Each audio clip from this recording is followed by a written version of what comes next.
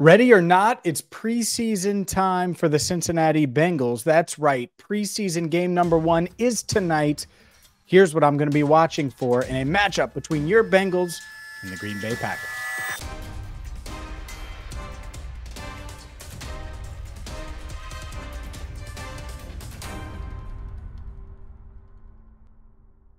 Hi again, everyone, and welcome in to Cincinnati Bengals Talk. I'm James Rapien of allbengals.com. Hit that subscribe button, ring the bell, and let's get right to it. It's preseason game number 1. The Bengals aren't going to play most of their starters, but that's what I'm watching right away. Which guys do they play? Do they play any of their starters? Will they give Dax Hill and Nick Scott a series just to work with the ones and work against a number 1 offense? Because that's the thing that's interesting about this. Jordan Love is expected to play. From the sound of it, the Packers going to play a lot of their starters just to get them some reps. So if you're this Bengals defense, maybe you want to do the same and give those safeties some reps. Obviously, Nick Scott's been in the league for quite some time, has started a bunch of games, most of the games last year, most of the starts last year he made in the NFL took place last season. But that said, it would be nice to get him some reps with Dax Hill. So I'm watching that a little bit. Ultimately, I think the Bengals may hold him out and hold both of them out, Scott and Hill. And so if that's the case, I'm not sure if any starters play. Jonah Williams hasn't been crowned, I guess, starting right tackle. I would be shocked if he plays. I would be surprised if a lot of these guys play, but that doesn't mean that there aren't a ton of storylines to follow. And let's just start with the rookie class, because Myles Murphy over the past week has flashed. And I know early in camp, people were wondering, where's Myles Murphy? Why aren't you talking about Myles Murphy? Well, I'm not going to talk about Myles Murphy unless I notice Myles Murphy, or if he does something that is interesting, or the Bengals use him in an interesting way. And he's done both things over the past week or so, where he's flashed his ability to get after the passer, certainly did that during Wednesday's joint practice, and they moved him around. He played defensive tackle. He played defensive end. So they moved him inside. They moved him outside. There was one play where he subbed in for Trey Hendrickson. Joseph Osai was on the inside alongside BJ Hill. There was another where it was Myles Murphy and Osai on the inside. And so who knows exactly what they do. I know Cam Sample is another guy that has emerged in that defensive line room. Joseph Osai as well. How much do those guys play? You need bodies. So how much do those guys play on Friday night? I think it's really interesting, or tonight rather, really interesting what and how they use this defensive line group in general. Obviously, the starters aren't going to play. The front seven, most of those guys won't play. And that's why I don't even know if it's worth it for Scott and Hill to play just to get reps out there for what, if the rest of the starters aren't out there. That said, there are plenty of other guys I'm looking at on defense. Both DJs, DJ Turner and DJ Ivey, the 2 rookie cornerbacks, have had a great camp. Will that continue? And if DJ Ivey makes the team, I think it could make it tough for Sidney Jones to make the team. All right, then. So if that's the case, how does Sidney Jones play tonight? I think that's a very real question, because he doesn't have that versatility that Turner might have, where you could put him in the nickel and have him be your full-time nickel. If Turner offers that, well, then you might say, all right, well, we don't necessarily need Jones around, or we might not need Jalen Davis, who signed a 2-year contract this offseason. Now, I think the Bengals really like Davis a lot, and he's on this roster. Will he make a couple of plays tonight? I think that's another guy I'll be watching for, along with the rest of the secondary. I mean, Allen George, how much does he play? Jordan Battle, the rookie out of Alabama. I know a lot of people are curious about him. And Tyson Anderson missed a lot of time last year, didn't get a lot of practice time. This is a valuable night for Tyson Anderson as well. The linebackers, most of these guys are, we know what they are. And so Logan Wilson's not going to play. Jermaine Pratt's not going to play. Akeem Davis-Gaither will probably play a little bit, but you'll see a lot of Marcus Bailey, Joe Bacci, Kendra Jones, and then you'll go down the list there of other guys that certainly need to make an impact if they're going to push for a practice squad spot, because I'm not even sure if there's a linebacker roster spot available.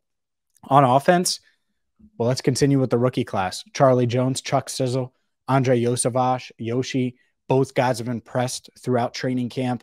For Charlie Jones, it starts with the punt return battle.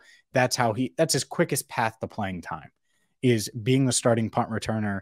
And then as far as the receiving ability goes, I think he's going to probably start in the slot, assuming that shoulder is okay. And he did participate in team drills on Wednesday. So assuming he feels good and the medical staff gives him the thumbs up, I expect him to be out there against the Packers. And Iosivas, it's just about continuing to develop. And hopefully, make sure you check out our one-on-one. At least Jesse caught up with Iosivas, and we posted it on Thursday. But to me, you see the ability. You see his speed, the way he's able to run routes, has good size, all of those things. Okay, so let's see it translate to the field. And I went a long time without talking about the quarterback competition.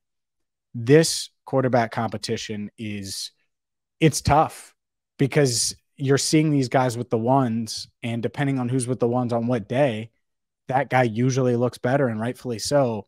Well, neither guy is going to have Jamar Chase or T. Higgins or Tyler Boyd in this one. You're not going to have Irv Smith Jr. You're not going to have Joe Mixon. So certainly watching these two quarterbacks, Jake Browning, Trevor Siemian, how the Bengals deploy them, I doubt they'll go series by series, even though that would be interesting. Maybe it's 2 quarters and 2 quarters, and then next week they'll flip it and have the other guys start.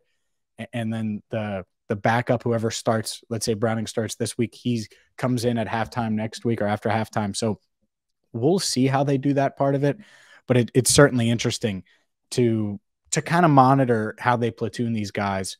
And let's look at the pass protection, because this Bengals starting offensive line, I really like, but there's a lot of battles behind the front 5. And like I said, Jonah Williams to me is in that front 5. After that, Jackson Carman battling to be the swing tackle, Akeem Adeniji trying to show his value and his worth and continue to make a push for one of the primary backup spots on this roster. And you just continue. Max Sharping has been working at guard and center. Trey Hill, guard and center, trying to make this team. Deontay Smith as well, trying to make this team. And it's not just those guys. Undrafted Jackson Kirkland, can he make a push? There are a lot of guys I'm just looking here. Cody Ford, they signed him this offseason, and he's had some flashes at camp of solid play. Overall, I think it's been a bit forgetful. He's been forgettable, rather. And so will he put his stamp on things and show that he deserves to make this roster? There are a lot of guys there. And there are a lot of guys in that tight end room with question marks. Drew Sample coming off of an injury. I think he has to prove himself. Devin Asiasi certainly has to earn a roster spot. Tanner Hudson, who has been a pleasant surprise throughout camp, will he continue to make his push for the roster? So all things I'm watching for, and I held back one of the main ones that I'm going to get to in just a second. One of the main things to watch for on Friday night against the Packers. We've talked about it all training camp long, and it involves offense. I'll get to that in just a second. But this video is brought to you by MyBookie. That's right. MyBookie is back with us right here on Cincinnati Bengals Talk, and you can wager on everything from preseason to all things NFL. Maybe you want to get in on some Reds wagers with the Reds in the mix. You can do all of those things at mybookie.ag. And right now, the Bengals are underdogs for tonight's matchup against the Packers. 4.5-point underdogs. A lot of that probably has to do with the fact that Jordan Love and some of those Packers starters are expected to play. So maybe you just have that itch and you want to scratch it with some preseason wagering. You can certainly do that. Or you can look at NFL future bets and whether it's Super Bowl 58 and who's going to win. Right now, the Bengals have the 3rd best odds at plus 1,000, ahead of the Jets, below the Bills, below the Chiefs. So that's certainly one that you could get in on the mix with. But there are so many different future bets right now that you can make at MyBookie. So don't delay. Go there today, mybookie.ag. Okay, so the pass blocking running back position. Who's going to emerge as this 3rd down back, as the guy that can pass block? Is it going to be the rookie Chase Brown? Is it going to be Chris Evans? Will it default to Travion Williams because neither guy impresses enough? That is a huge, huge question mark that I need to start getting the answer to tonight. Because if you're the Bengals and you're this coaching staff and neither guy shows it, you might have to look elsewhere.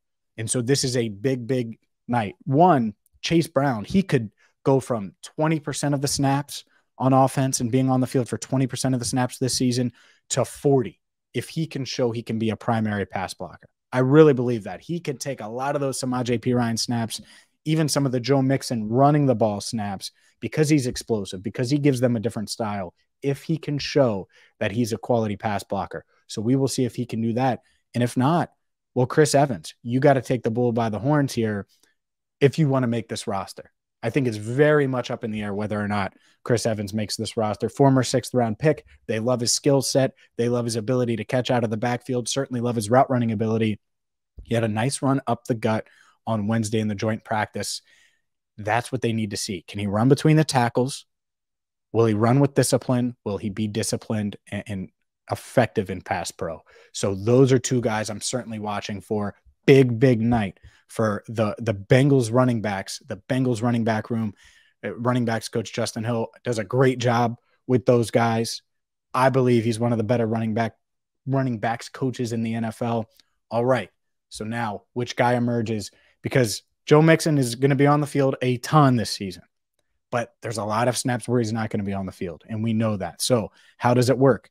Is it Travion Williams waiting in the wings? He's not going to play on Friday night due to a sprained ankle. So we will see, and we're going to have you covered throughout the season, of course. So you hit that subscribe button, ring the bell, and smile, because Bengals football is here, and we have you covered after the game as well. I know it's a Friday night, but you'll hear from head coach Zach Taylor. Any key players that make impact plays against the Packers, you'll hear from them as well. And then my post-game analysis and takeaways from Paycor Stadium. So for our channel coordinator and manager, Andrew Fox Miller, I'm James Rapien signing off for now. Enjoy the game, and I'll see you afterwards right here on Cincinnati Bengals Talk.